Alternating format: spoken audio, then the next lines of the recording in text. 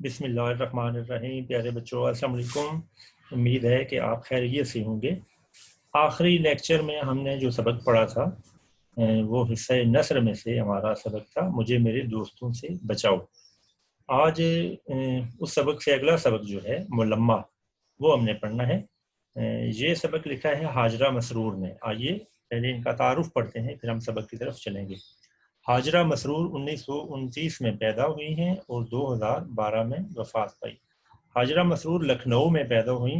उनके वालिद डॉक्टर तहव्वुर अली खां सरकारी मुलाजिम थे। वालिद के तबादलों की वजह से उनकी तालीम कई शहरों में हुई। उनकी अचानक वफात के बाद हाजरा का सिलसिला तालीम मुनक़ता हो गया। हाजरा मसरूर को घर में अदबी माहौल मैसर था। 1947 में अपने ख़ानदान के साथ लखनऊ से हिजरत करके लाहौर आ गईं। कुछ अर्सा वो अहमद नदीम कासमी के साथ रिसाला नकूश की इदारत में शरीक रहीं। उनकी शादी मारूफ सहाफ़ी अहमद अली मुदीर डॉन से हुई। ख़वातीन अफसाना निगारों में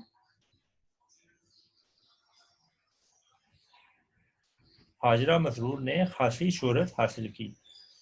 उनके ज़्यादातर अफसानों का मौजू ख़वातीन के मसाइल और छोटी बड़ी माशरती उलझनें हैं। मारूफ अफसाना निगार और नक्काद मुमताज़ शीरी लिखती हैं, इतनी ज़्यादा तादाद में अच्छे अफसाने हाजरा मसरूर के अलावा शायद ही किसी ने लिखे हैं। इनके मुतअद्दिद अफसानवी मजमूए शाया हो चुके हैं, मसलन चरखे, हाय अल्लाह, चोरी छुपे, अंधेरे उजाले, तीसरी मंजिल वगैरह। वो लोग के नाम से इनके ड्रामों का एक मजमूआ भी शाया हो चुका है। हाजरा के अफसानों का कुलियात सब अफसाने मेरे 1991 में लाहौर से शाया हुआ था।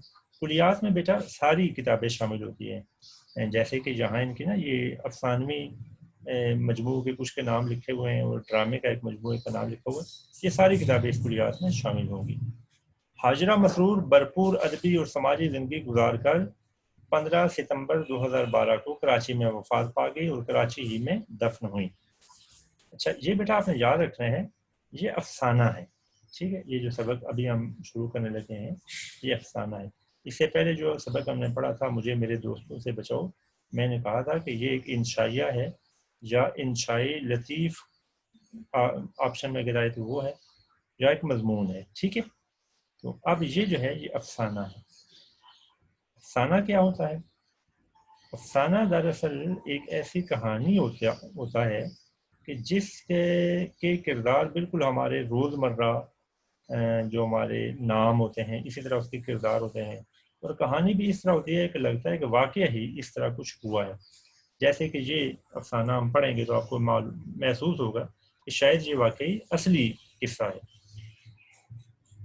अच्छा जी, मुलम्मा। सबसे पहले बेटा ये समझ मुलम्मा किसे कहते हैं। मुलम्मा कहते हैं लोहे या किसी दूसरी धातु को सोने, चांदी या किसी और धातु को पिघलाकर उसका जो पानी बनता है ना, उससे रंगना।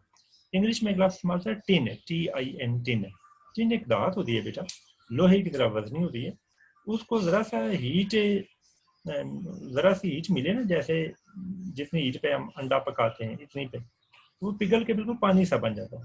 अब उसमें ना ब्रश को डुबो करना, फिर जिस चीज़ पर फेरेंगे ना वो ऐसे लोहे की एक कोटिंग सी हो जाएगी, उसको मुलम्मा कहते हैं। यूं ही सोना और चांदी है, सोना भी बड़ा जल्दी पिघल जाता है, आपको मालूम ही है।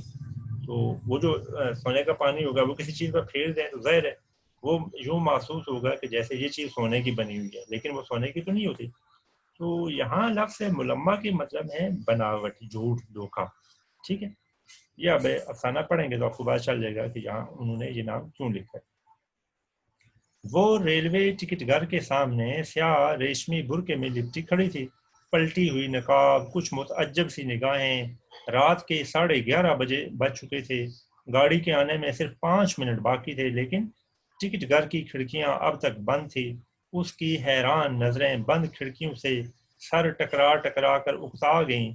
उसने एक नज़र अपने इर्द गिर्द डाली। जमीन और बेंचों पर सैकड़ों आदमी लाशों की तरह पड़े सो रहे थे, जैसे इन सब को सफ़र करना ही न था। वो आहिस्ता से कुल्ली की तरफ मुड़ी, जो इसका हल्का फुल्का अटैच केस और मुख्तसर सा बिस्तर सर पर रखे हुए था। कुल्ली, अब तक टिकट घर नहीं खुला। जो गाड़ी हमेशा लेट रहत है, जो गाड़ी यानी ये गाड़ी لیٹ رہتا ہے یا لیٹ رہتی ہے، یہ کلیوں کی نا زبان ہے نا. آپ نے دیکھا ہوگا بعض اوقات یہ مانگنے والے جو ہوتے ہیں نا بھکاری، وہ بھی اس طرح کے عجیب سی زبان بولتے ہیں، اس کو شاید پوربی کہتے ہیں. ٹھیک ہے. کلی نے اپنی دھندلی سی تنہا آنکھ اس کے خوبصورت چہرے پر گاڑ دی، اور جیسے اس کی دوسری پھوٹی ہوئی آنکھ کا دھنسا ہوا پپوٹا اپنی بے مائیگی پر پھڑکنے لگا. اس سے کیا ہوتا ہے، جو کلی ہے وہ اس کی ایک جو آنکھ ہے نا وہ اس میں نظر نہیں تھی، بینائی نہیں تھی. بے مائیگی کا مطلب ہوتا ہے غریب ہونا، مالو اسباب نہ ہونا.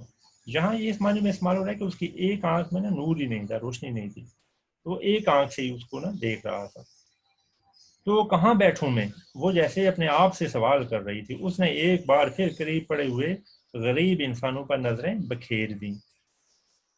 یہیں بیٹھ جاؤ. یہاں اسے ایسا محسوس ہوا کہ اس کا ریشمی برقع، خوبصورت چہرہ اور نفیس سامان غریب کلی کی نظروں میں کوئی حقیقت نہیں رکھتا. یہ سوچ کر اس کا دل بیٹھنے لگا اور وہ خاموشی سے نیم تاریک سی کالی کلوٹی سڑک کی طرف دیکھنے لگی. کالی کلوٹی یعنی بالکل سیاہ، جس پر اکا دکا چرخ چوں کرتے ہوئے یقے کی میلی چمنیوں والے بتیوں سے ایک کثیف سے روشنی نکل کر سڑک پر رینگ رہی تھی. اکا دکا یعنی بہت کم، کوئی چرخ چوں جو ہے نا، یہ پہیے جب چلتے ہیں وہ اس کے تانگا چلتا ہے، اس کے پہیوں سے نا آوازیں اس طرح نکلتے ہیں. یکا وہ تانگا ہوتا ہے جس میں ایک ہی گھوڑا اس کے آگے بندھا ہوتا ہے، جوتا ہوتا ہے.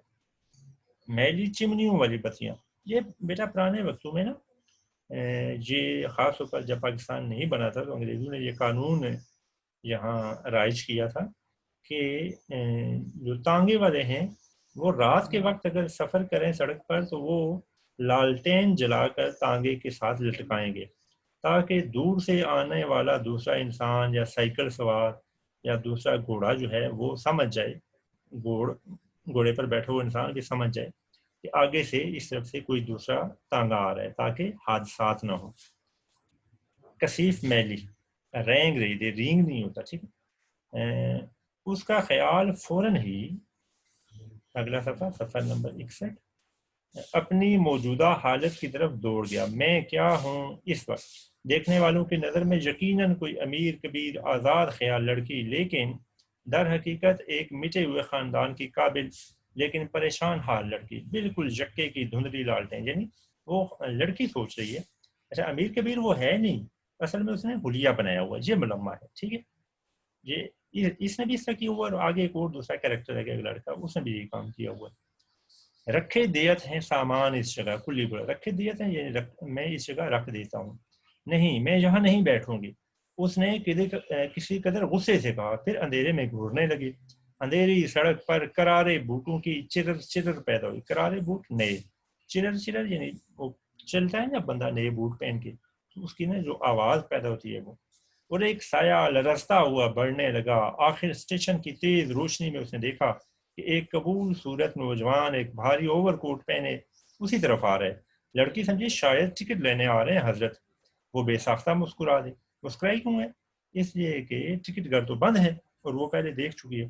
اس لیے وہ اپنے دل میں سوچ رہی ہے کہ یہ بیوقوف ہے، اس کو پتہ ہی نہیں ہے نا کہ ابھی جو ہے ٹکٹ گھر کھلا بھی ہے یا نہیں، ایسے ہی باغا باغا آ رہا ہے.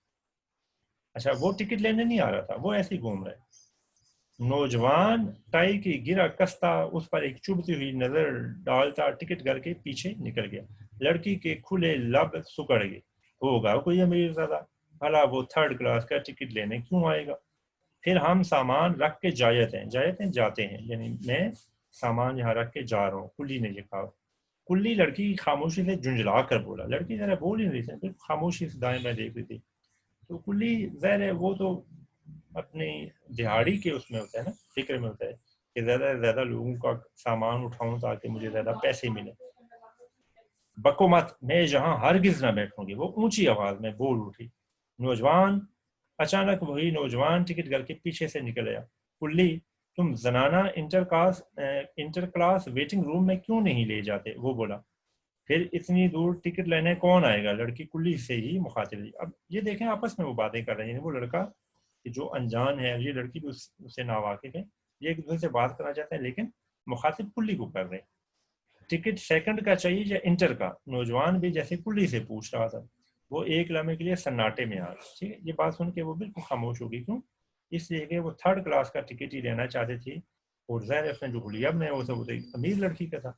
और ये बात कि वो थर्ड क्लास में सफ़र करना चाहती है, ये उससे छुपाना चाहते थे उस नौजवान से।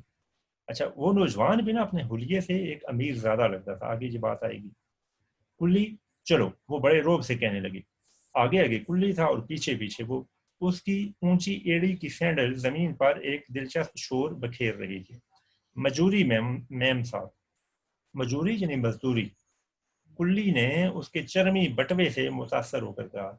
चर्मी यानी चर्म का बना हुआ। चर्म किसको कहते हैं? चमड़े को। चमड़े का बना हुआ। अभी नहीं मिलेंगे पैसे। वो सिंगार मेज के सामने खड़ी जनवरी की कपकपा देने वाली सर्दी में रुमाल से पेशानी पूंछ रही थी। ये उसे पसीना क्यों आ गया था?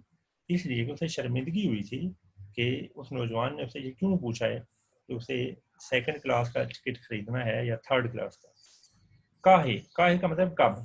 कुल्ली के मोटे मोटे होंठ लटक गए। इकट्ठे ले लेना, समझे तुम? गाड़ी पर सामान भी रखवा देना। और देखो, जैसे ही टिकट घर खुले मुझे बताना आकर, पैसे ज्यादा मिले। अगला सफा, सफा नंबर 62। कुल्ली अपने नारियल जैसे सर पर पगड़ी लपेटता चला गया। नारियल जैसा यानी बेडब्बा किस्म का सर। नारियल आपने देखा होगा, जिस पर वो पूरा वो छिलका चढ़ा होता है। ये बेच रहे होते हैं ये सड़क के किनारे ना लोग। वो लड़की बजाय बैठने के मुस्तरिबाना टहलने लगी। मुस्तरिबाना इज़्तिराब से टहलना, इज़्तिराब बेचैनी। सामने बेंच पर कोई कंबल में लिपटा कुलबुला रहा था। कुलबुलाना होता है बेचैनी से पहलू बचना, कभी इधर होना कभी उधर होना। वो इसलिए कुलबुला रहा था कि सर्दी है ना, देखें पीछे जिक्र हुआ है ना कि जनवरी की कपकपा देने वाली सर्दी है। उधर उसके पास एक कंबल है और वो खुली फजा में ना एक बेंच पर लेटा हुआ, तो सर्दी लग रही है। अजीब मुसीबत है, वो दिल ही दिल में कहने लगी। ये कमबख्त मर्द हर मौका पर आ धमकते हैं। कुछ नहीं तो सेकंड और इंटर का शोशा ही छोड़ दिया। अब उसे क्या मालूम कि उसने इस वक्त जो कुछ मेरे पास देखा, बस यही मेरी कुल कायनात है। अटैची केस और होल्डाल अच्छे जमाने की यादगार है। होल्डाल बेटा वो बिस्तर होता है कि जिसको ना रैप कर लेते हैं। आजकल ना आपने शायद देखा हो, बाद लोगों ने रखा होता है ना, जब कहीं जाते हैं सफर पर तो बिस्तर अपने साथ रखते हैं। उसको ना स्लीपिंग बेड कहते हैं। आपने देखा होगा, ऐसे रैप कर ले तो बिल्कुल छोटा सा बन जाता है। तो ये होल्डाल है। चर्मी बटवा एक सहेली का तोहफा, और ये बुरका चलते वक्त खाला जान का मांग लिया था कि मुसाफिर औरतें मैले कुचैले बुरके वालियां देखते ही फैल फैल कर बैठ जाती हैं। आपको समझ आइए, ये बटवा उसने अपनी एक सहेली से लिया हुआ है, बुरका उसने भी खाला से लिया हुआ है। यानी उसने जो मेकअप इस वक्त किया हुआ है, यानी जो अच्छे कपड़े पहने हुए हैं, उसमें से कोई भी चीज़ उसकी नहीं है। हाँ, ये अटैची केस और जो बिस्तरा बंद था, वो ना किसी वक्त जबकि उसके वालिद जिंदा थे, इसके वालिद फौत चुके हैं, ठीक है, उन्होंने खरीदा था, तो वो अभी तक उनके पास है। इसलिए लिखा हुआ है कि अच्छे जमाने की यादगार है। आज ही दोपहर को तो चचा जान की बीमारी का खत मिला था। अम्मी जान का ख्याल है कि अगर घर से कोई उन्हें देखने चला जाता तो अच्छा था, वरना वो यही कहेंगे कि हमने तो भाई के मरने के बाद भावज और भतीजे भतीजियों का इतना ख्याल किया कि पैसे को पैसा ना समझा, लेकिन वही बुरे वक्त के साथी नहीं। बुरा वक्त, मुश्किल वक्त क्या है? चचा भी बीमार हो गए, ये जो जिक्र है। बस वो इतना ही सुनकर जाने को तैयार हो गई। ये इसलिए जा रही है कि ये घर में बड़ी है, ठीक है, बहन भाइयों, इसका भाई छोटा है। अम्मी जान ने जाने कब से 3 रुपए जोड़ कर रखे थे, सो निकाल कर दिए कि तुम अकील को साथ लेकर चली जाओ। अच्छा, ये 3 रुपए बेटा आप सुन के शायद हंसे, ये काफी पुरानी बात है ना, ये अफसाना बहुत पुराना है। उस जमाने में 3 रुपए खासी बड़ी रकम थी। अब देखें वो सफर पे जा रही है, तो 3 रुपए जरा इसीलिए उसको दे रहे ना कि सफर का जो खर्च है, टिकट लेना खाना पीना, वो सारा इस पैसे में निपट जाए ये सारे काम। अकील बच्चा ही सही लेकिन है तो लड़का। बस यही उनकी बात तो मुझे जहर मालूम होती है। जाने वो लड़कियों को क्या समझती हैं। मैंने उनसे पूछा कि मैं क्या कोई लड्डू पेड़ा हूँ जो कोई खा लेगा और अकील को देखकर डर के मारे उगल देगा। आखिर सलमा और रजिया भी तो लड़कियां हैं, कैसे मजे में तनहा सफर करती हैं। आपको बात समझ आई है? ये अब अकेली जाना चाहती है। इसकी वालदा क्या करेंगे, छोटे भाई को साथ ले जाओ, लेकिन वो क्या कह रही है कि मैं कोई लड्डू पेड़ा हूँ जो मुझे कोई खा लेगा और अकील को देख के डर की वजह से ना मुझे मुंह से निकाल देगा। پھر یہ مثال دیتی ہے کہ ہمارے محلے میں رضیہ اور سلمہ بھی یہ 2 لڑکیاں، یہ بھی دیکھیں کیسے کری جاتی ہیں۔ اس پر انہوں نے کہا، کس نے کہا؟ اس کی امی نے کہا کہ بھئی وہ بڑے آدمی کی لڑکیاں ہیں۔ میں نے جواب دیا، اس لڑکی نے کہا واہ، تب تو انہیں بلا مبالغہ 1 درجن نوکروں کے جھرمٹ میں سفر کرنا چاہیے۔ بلا مبالغہ، بغیر بات بڑھائے، بغیر جھوٹ بولے، 1 درجن نوکروں کے جھرمٹ میں، یعنی 1 درجن نوکروں کی موجودگی میں۔ چونکہ ہم غریب ہیں اس لیے ایک ہی کا سفر خرچ نکلنا مشکل ہے۔ کجا ایک ننھے محافظ کے ساتھ جس کی حفاظت خود مجھ پر فرض ہوگی۔ کجا کہاں؟ یہ وہ کیا کہہ رہی ہے کہ یہ جو بھائی ہے میرا اکیل، یہ تو چھوٹا ہے، الٹا اس کی حفاظت مجھے کرنی پڑے گی کہ کہیں گم ہی نہ جائے۔ غرض گھنٹو ان سے بحث کی، تب کہیں جا کر عقیل صاحب کے پہرے سے نجات ملی۔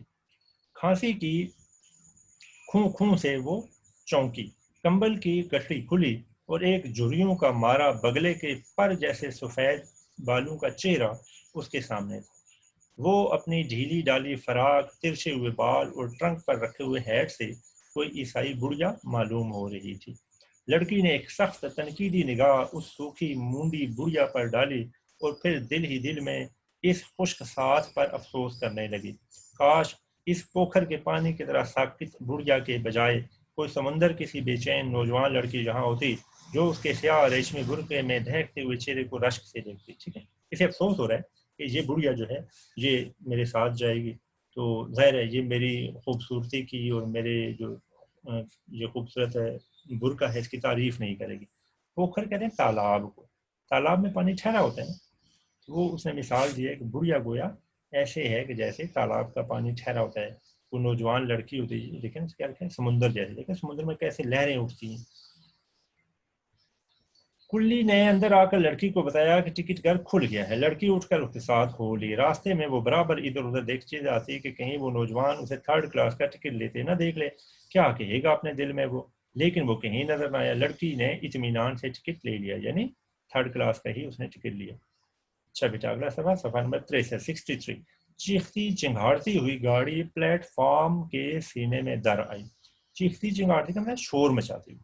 یہ پلیٹ نہیں اس کو پڑھنا بیٹا، یہ ہے plate, plate form, sorry form نہیں، پلیٹ فارم، یہ یعنی وہ سٹیج کے جس کے ساتھ آ کے گاڑی رکتی ہے، ریل گاڑی رکتی ہے۔ سینے میں در آئی کا مطلب ہے گھس آئی، یعنی مطلب یہ کہ وہ پلیٹ فارم کے ساتھ آ کے گاڑی رکی۔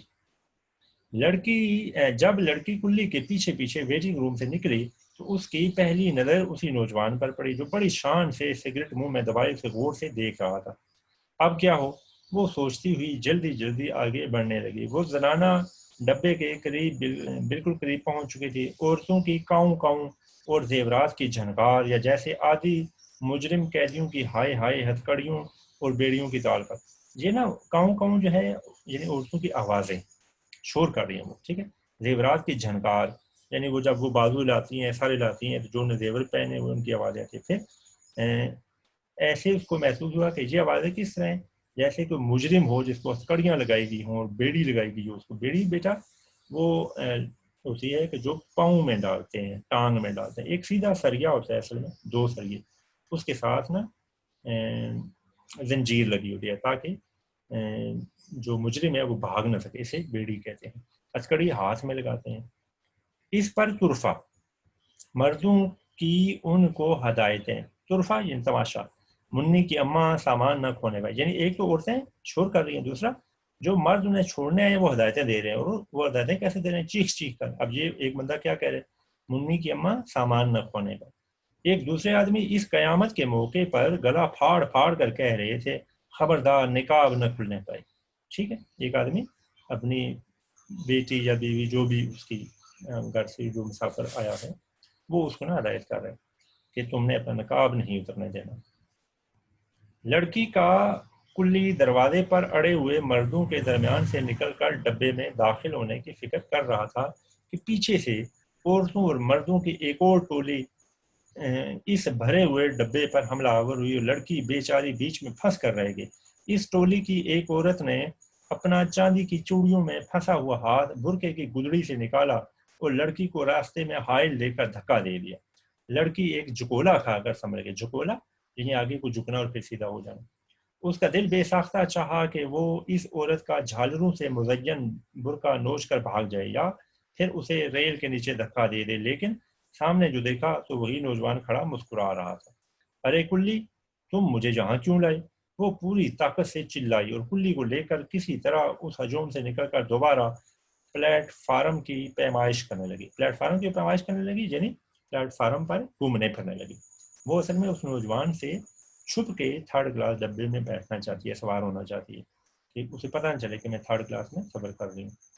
اس کی نگاہوں کے سامنے سینکڑوں میلے کچیلے برقے غباروں کی طرح اڑ رہے تھے۔ کاش وہ بھی ایک ایسا ہی برقع اوڑے ہوتی تو کوئی اس پر تن سے مسکرانے والا نہ ہوتا۔ اس کے دل کے کسی گوشے میں یہ آرزو پھڑپھڑانے لگی۔ وہ ہیر پھر کر گھوم پھر کر بلا مقصد ہی درجوں پر لکھی ہوئی عبارت پڑھ رہی تھی، یعنی مختلف جو ہوتے ہیں نا first class, second class, third class کے ڈبے، ان پر جو لکھا ہوتا ہے وہ عبارتیں خواہ مخواہ پڑھنے لگی، حالانکہ اس نے ذرا تھرڈ کلاس میں بیٹھنا تھا۔ فرسٹ، سیکنڈ، انٹر، زنانہ، انٹر، وہ دفعتاً تھم گئی۔ ایک بار عبارت کو پھر پڑھا اور یہ درجہ اسے موسلادھار بارش میں کسی گھنے درخت کا سایہ معلوم ہونے لگا۔ وہ بلا سوچے سمجھے دروازہ کھول کر اندر داخل ہو گئی۔ کلی باہر یہ متعجب سا کھڑا تھا، متعجب حیران سا کہ یہ اس ڈبے میں کیوں چڑھ رہی ہے۔ لے آؤ سامان، وہ ایک دل فریب مسکراہٹ کے ساتھ بولی۔ کلی سامان رکھ کر اسے ایک آنکھ سے گھورنے لگا جیسے وہ اس کی تہہ تک پہنچنا چاہتا ہو۔ لڑکی بانپ گئی، سمجھ گئی۔ اس نے بٹوا کھولا اور چمکتی ہوئی اٹھنی اس کی طرف بڑھا دی۔ اٹھنی بیٹا 8 آنے یعنی 50 پیسے ہوتے ہیں۔ آج کل یہ سکہ ختم ہی ہو گیا، آپ نے دیکھا ہی نہیں ہوگا۔ آپ اپنے ابو امی سے پوچھیں، ان کے زمانے میں یہ ہوتا تھا۔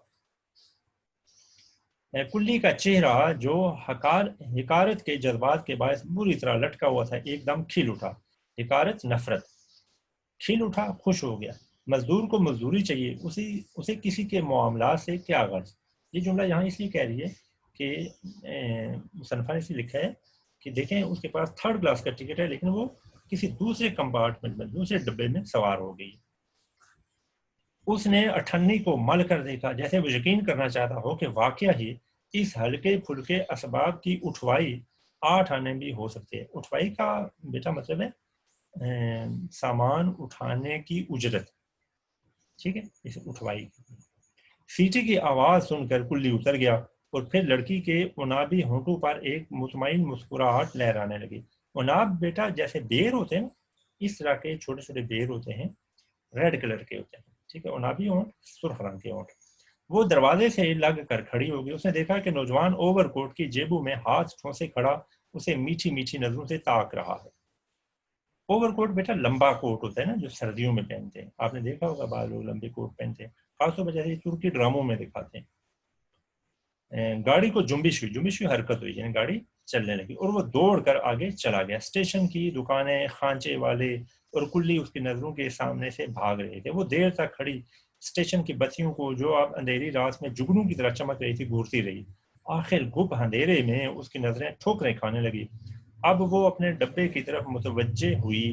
2 سیٹوں پر 2 عورتیں رنگین لحافوں میں لپٹی ہوئی تھیں اور ان کے ارد گرد بھاری بھاری بکس اور بڑی بڑی پوٹلیاں اس طرح پھیلی ہوئی تھی کہ کسی کے بیٹھنے کی جگہ ہی نہ تھی۔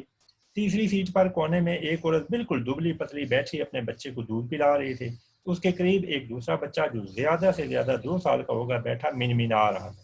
منمنانا بیٹا ویسے نا یہ بکریوں کے جو بچے ہوتے ہیں ان کے لیے راست استعمال ہے، یہاں اس نے اس معنی میں استعمال کیا کہ وہ نا بھوکا ہوا تھا تو رو رہا تھا، ٹھیک ہے، کہ اسے کھانے کو کچھ ملے۔ بالکل سوکھا، ہاتھ پاؤں کی کھال لٹکی ہوئی جیسے وہ پیدائش کے بعد فوراً ہی براہ راست بڑھاپے کی طرف چل دیا۔ ڈبے پر عجیب ازمیلال طاری تھا۔ لڑکی بددل ہو کر اسی سیٹ پر ٹک گئی۔ ازمیلال کا مطلب ہوتا ہے سستی، یہاں ہم غم یا اداسی بھی لے سکتے ہیں۔ ایک چھوٹے سے اسٹیشن پر گاڑی رکی اور لڑکی کا دل پسلیوں سے سر ٹکرانے لگا۔ اگر کوئی اس وقت اس کا ٹکٹ دیکھے تو اسے پھریریاں آنے لگی۔ 2 منٹ بعد گاڑی چل دی اور لڑکی سوچنے لگی، ٹھیک، یعنی وہ غلط ڈبے میں بیٹھی ہے، ٹکٹ دیکھ لے تو ظاہر ہے اس کو بستی ہو، اس کو ممکن ہے جرمانہ ہو جائے، اس کو ممکن ہے نکال دے، اس لیے اسے پھریریاں آنا، یعنی جیسے ہوتا ہے یہ لفظ ہم کہتے ہیں رونگٹے کھڑے ہونا، اس لیے یہ پھریریاں آنا۔